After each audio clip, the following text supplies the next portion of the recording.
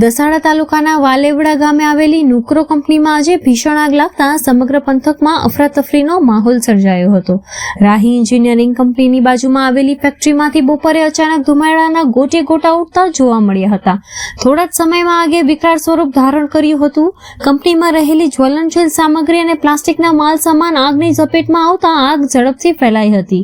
ઘટનાની જાણ થતાં MSIL, પાટડી નગરપાલિકા, વિરમગામ, ધાંધંગરા અને સુરેન્દ્રનગર સહિત 5 અલગ અલગ સ્થળોથી ફાયર બ્રિગેડની ટીમો ઘટના સ્થળે પહોંચી હતી.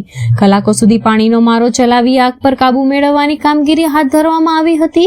આગની ગંભીરતાને જોતા વાણોદ ગામેથી પાણી ભરેલા ટ્રકટો પણ મંગાવવામાં આવ્યા હતા. ઘટનાની જાણ થતાં કલેક્ટર, મામલતદાર સહિતના અધિકારીઓ સ્થળ પર દોડી આવ્યા હતા. પ્રાથમિક તપાસમાં શોર્ટ સર્કિટના કારણે આગ લાગી હોવાની આશંકા વ્યક્ત કરવામાં આવી રહી છે.